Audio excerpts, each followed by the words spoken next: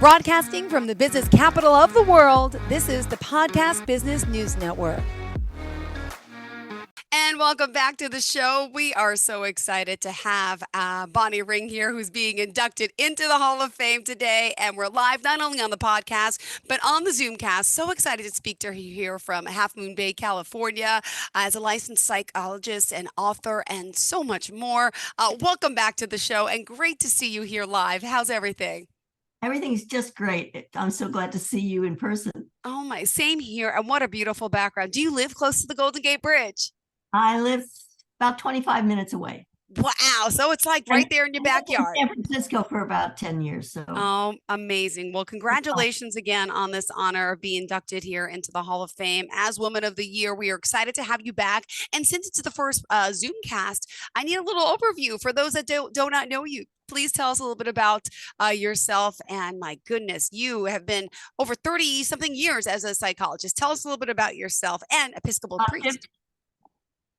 50 years psychologist. 50. I'm sorry. 50 years. Oh my goodness. Oh, so it's 30 years as the Episcopal priest. Okay. There's a lot. There's so much to you. That's why I need you to tell us a little bit more. Go ahead. Okay. I grew up in New York City, where you are. Yeah. And moved to California at the end of graduate study to finish my work at UCLA. And I've never left California since then. I've been up and down the state. I've lived in LA and San Francisco and Irvine and Santa Cruz and now Half Moon Bay. As a psychologist, I started as a psychologist at UC Santa Cruz. Mm-hmm. I had helped design a brand new type of counseling service that was non-existent anywhere, called a decentralized counseling system. Santa Cruz is based on a cluster college system like Oxford. And so we had a counselor in each college. And that's where I began my career. I worked there for 5 years and then at UC Irvine. And then I went into private practice in San Francisco. By then I had moved to San Francisco. And I've, you talk about a 50-year history. That's much too much to capture in a few words. But when I was 46, I started seminary. I had heard a call from God, and I was able to go to seminary in Berkeley, which was only across the bridge. And I moved there and became ordained in 92 as a priest. And I have had a mixed career ever since. I mean, I'm still a psychologist, and I'm still an Episcopal priest, and I'm still a retreat leader, and I've written two books, starting on my third book. It's been a great ride, as they say. All right, you mentioned the books. I gotta ask. Tell us the titles and what they're about, how we can find them. The first book is called Women Who Knew Jesus. It's based on 25 years of leading retreats on the women who knew Jesus. And the book now covers all of the women, whereas the retreats had, a limited number. And it allows people to, especially women, to know enough about these women that they can become role models. Mm-hmm. The male disciples were not people that you would want to emulate. They were pretty goofy. And but the women were dedicated and faith-driven, and Jesus was welcoming to them, despite the fact that men and women didn't interact in those days unless they were interrelated. And the second book is a little children's book on Mary Magdalene, a disciple and friend of Jesus.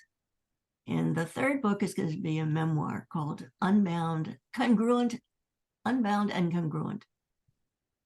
Great. And where can we find this, please? The Women Who Knew Jesus can be found at Amazon or Barnes & Noble, or from the publisher, Diamond Media. And the children's book is now being circulated everywhere. It came out in November, I think. Awesome. Well, congratulations. This is so exciting. Wow. Oh my goodness. We are so excited to have you here. And again, want to congratulate you on all you do. So I love that after 50 something years, you're still working hard in so many different areas. But what inspired you as a young adult in New York, right? To go down this path? Oh, see, now that's the interesting story because I grew up in the 50s, and in 1957, the year I started college at Vassar, um, little black children were caused by the Supreme Court to enter white schools for the first time in the South. And I got really invested in civil rights. I spent the summer of 1960 in Atlanta working with the Episcopal Society for Cultural and Yeah. Racial Unity and SNCC and the local Atlanta movement. And it changed my life, except that when I started grad school in 62, Black Power was coined. And I had to figure out what I was going to do when I grew up because intergroup relations stopped existing at that time. Yeah. And we're still working on it. That's true. We're still working on it. I love it. You were way ahead of the times, right? Because I was. being a woman back then and going to school and doing what you do, you were definitely a trendsetter. What was that like? Were you amongst other women in your career path, or were you kind of like a pioneer? I was a pioneer. The average Vassar student in 1957 wanted to be a wife and mother, and she was willing to be a secretary on her way to that path. And I had a desire to be a source of influence among young people to enable them to find themselves and become aware of what they cared about and to act on those feelings. And my mother worked. My mother was part of a furniture business that her father started.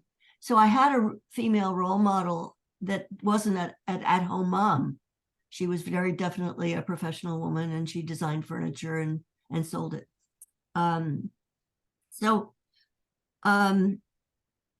Let's see. Why don't you prompt me with a new question? Can you hear me? I hear you. Yeah, loud and clear. Okay. Prompt me with a new question. Oh, you got it. In your career and your span of it, what would you say is your greatest accomplishment?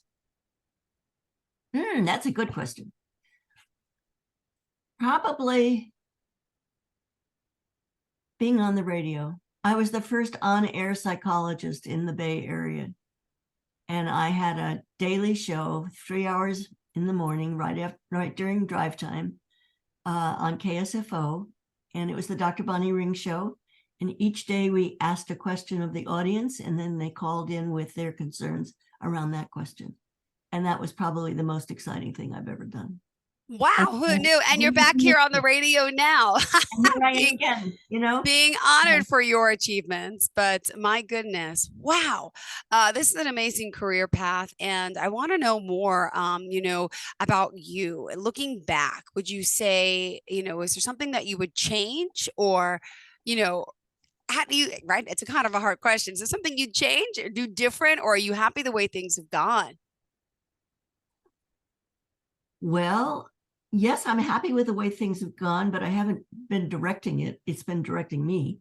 Things come to me, opportunities come to me, like the radio show.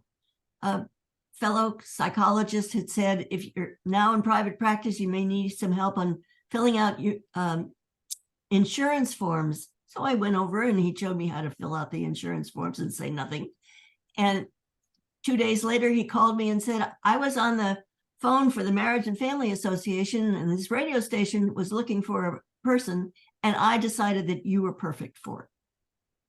And lo and behold, within 3 days, I had a contract. Oh my goodness, amazing. And would you It say was both fun and serious? Yeah. What could I ask, where do you see yourself in 3 to 5 years? Oh my. Still working hard, or are you going to retire ever? I don't ever want to completely retire. I like working. Yeah. I don't work 40 hours a week anymore. And I like doing all the things I like doing. I like writing. So I am working on a book, and I like doing therapy, so I see a few clients, and I like being a priest, and so I get to do that periodically as a supply priest, and I like to preach. Yeah. So I live in an area that's beautiful. I don't get to see that bridge very often, but I do live on the coast, and it is a very pretty area. We have gray summers and pretty Septembers, so I'm looking forward to summer when everybody else is planning on fall. And is there someone that you would like to thank or credit for some of your success? Is there someone that you looked up to who've helped you along the way that There you'd are like to? there are three people. Okay. Um, the first one is Kim Myers, who was the vicar of the Lower East Side Mission of Trinity Parish in New York, with whom I worked the summer of 1958 and then afterwards. And it was there that I discovered poverty and gangs and racism. And it opened my eyes to a world that was very different from the upper middle class world from which I had grown, where I had grown. And he then became the Bishop of California when I moved to California. So he was a dear friend even to this time of his death. The second person I would mention is Malcolm Knowles. Okay. No, the second person I would mention is Martin Luther King. Mm-hmm. Martin was living and working in Atlanta when I was there in 1960. And I continued to have a good friendship and the support from him and to him throughout the early 60s until I moved to California in 65. And then the third person is Malcolm Knowles, who wrote all the major books on adult education and was my doctoral advisor. And my God, the day after I completed my dissertation exams, a pilot was sitting next to me on the plane going back to New York, and he said, "Is that your father?" And because he saw us hug. Aw. Malcolm was a person who deeply believed in me. In fact, I would say all three of them believed in me so that I could learn to believe in myself. Oh my goodness, That that's everyone needs beautiful. those kinds of people in their lives, somebody Yeah. that sees their potential and encourages them. Now you've helped so many people and you still do. Has anyone helped you? Oh yes, Or I've you're had a Miss therapist. Independent, you've done it all, right? Oh, I mean, Malcolm helped me because I was scared of school. I had a reading disability that nobody diagnosed, and so I was always late on my assignments. And he just had the patience of an angel, and he Aw. kept saying, "You do it. And as a woman in the early 60s, a doctorate was necessary to get a decent job. I mean, when I went to grad school, I was overqualified for entry-level positions and underqualified for professional ones. So I had to become professionalized. And that's what grad school provided. And I was very lucky. I really learned all the things I wanted to learn because Malcolm always said to me at the beginning of every semester, "What do you want to learn this term?" And I was allowed to choose and pick from a whole wide gamut of ways in which adults grow and develop as human beings. And that became my specialty. Amazing. Wow. And is there a certain hobby that you enjoy to this day? Is there something that you I'm do? not wearing them, but I'm a jewelry maker. I Are make you? necklaces, yes. What type of jewelry?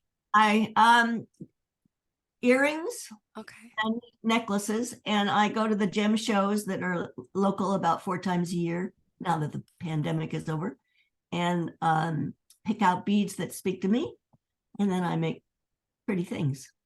And Beautiful. it's very satisfying because it allows me to be creative within a structure. You get a bead board, and you fill it up until you like what you've created, and then you string it. Oh my goodness. That's beautiful. When did that start? It started about probably around the year 2000. My Okay. mother died in 97, And I had given her jewelry making tools. Oh, And so when she died, I collected them and then I started doing it myself. oh my goodness. That's Few classes, amazing. not many, but it's really easy. And in fact, one of my friends locally wants me to start a class because I'm good at it, and I think it's something that people would enjoy, and Wow. a gift to your friends. Oh my goodness. Amazing. And so what else would you say, sets you apart from others in your field? I'm open and honest about who I am, and Okay. psychologists are notoriously um, private, professional, and distant.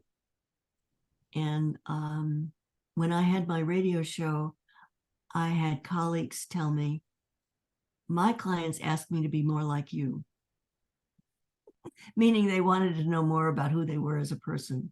And I think Carl Rogers is another major influence of me. I actually met him once, a few times. He was a famous research psychologist and psychotherapist in the 20th century, and he had a theory that there are four necessary conditions to effective therapy, and they include authenticity and congruence and positive regard. So if you communicate who you really are, it encourages a client to open up and say who they really are. And Huh. we don't have a culture that encourages that level of freedom. I think the thing we learn very quickly as children is what gets good attention and what gets bad attention. Mm-hmm. We learn to prescribe our own behavior, become self-critical, and it's destructive. It really is. Wow. And in life today, you working in the field that you work, are you helping young adults, children, adults? What are some of the common problems that you see in I your don't, field today, and what's changed over the years? I've never worked with children.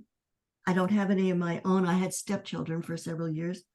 Um, and and so my age range starts at 18, sometimes 17, but kind of later adolescence where there's more development and more um, sense of who somebody is. And I work with people as old as 90. After that, they may not have all their mental capacities to do therapy. But as I've gotten older, my clients have gotten older, and they've run the full range. At the moment, I have the youngest I'm seeing is 25, and the oldest that I'm seeing is 79. Got it. So Wow.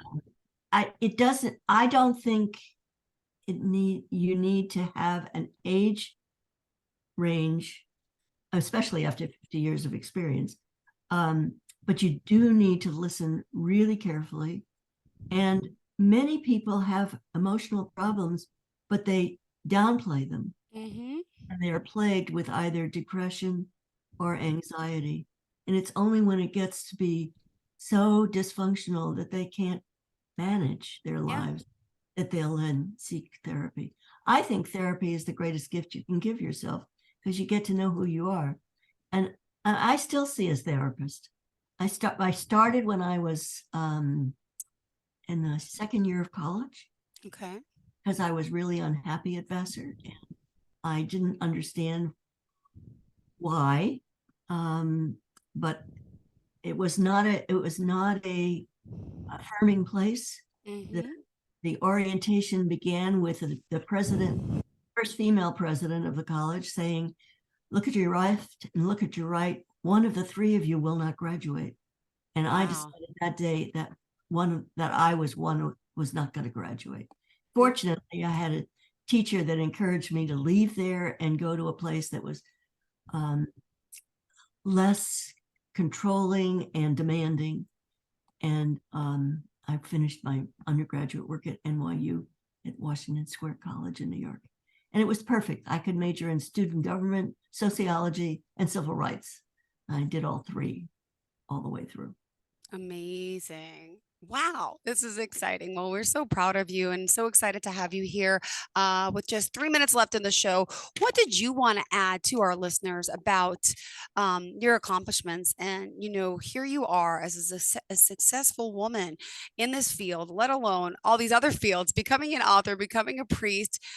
Is there anything else that you want to do that you still haven't done that you can see yourself doing in the future? I'd like to see a movie made of the women who knew Jesus.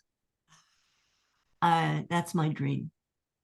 Have you worked on this yet? Are you pitching it? Or I've seen a few screenplays based on my book. None of them have panned out yet, but I think the time for women is now. I think the Me Too movement changed the status of women in this country, and it became more vocal about being abused and wanting a life of equality. That we need more women role models. And I think that's one of the reasons why I was given the Woman of the Year, because I have inspired other women to do things that they thought they couldn't do. Yeah. And still today, as you mentioned, with your faith, your commitment to help others, and your assertiveness to pursue your choices and preferences, you really have accomplished a lot and are so successful. And we're excited to have you not only Woman of the Year, but now being inducted into the Hall of Fame as well. Bonnie Ring, if we want to reach out to you, could you share the website, phone number, any form of contact? Yes, Bonnie Ring, Dr. Bonnie Ring's books, or Bonnie Ring's books, I don't remember which it is now, .com. Deals with the books I've written. drbonniering.com is my website for my practice, and my phone number is 650-560-8590, which you had trouble reaching today, Jill, but normally it answers, and if I'm not at the end of it, it'll take a message. You're so sweet. And you asked me what last thing I wanted to say, and that is listening. Deeply listening to another person will make them feel heard, will help you form relationships, and will be the greatest gift that you can give another human being. And what I urge people to do is to repeat in their own words what they've heard somebody say. And then they'll know they were heard for sure, and say more. All right. Perfect. Thank you so much. Bonnie Ring, Woman of the Year. Congratulations again into the Hall of Fame. She's inducted here with all of her accomplishments. Reach out to her. Bonnie, just to let you know, it's BONNIERING, and the website is drbonniering.com. Just one of them, and pick up some copies of her books as well. And you said you're working on a third? Yeah, the third is a memoir.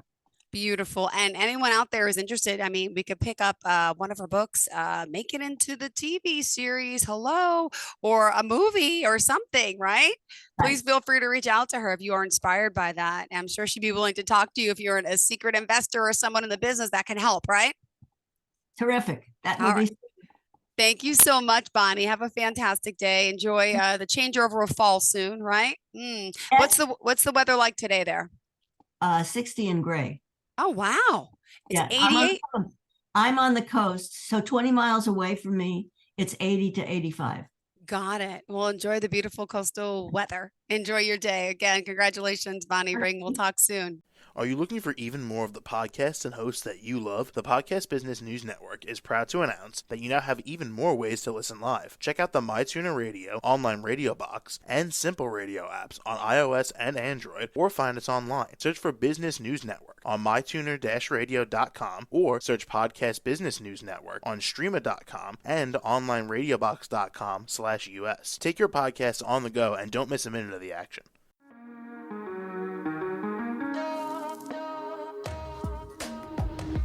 Broadcasting from the business capital of the world, this is the Podcast Business News Network. For nearly 2,000 severely injured veterans, everyday life has become filled with barriers.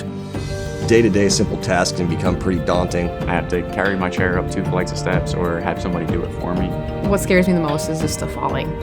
When I'm struggling with my house, I think, to have that one great barrier just knocked down, it's crucial.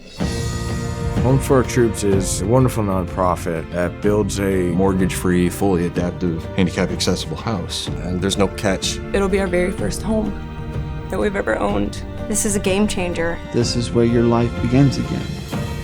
We need you to join us in completing this important mission. Please visit hfotusa.org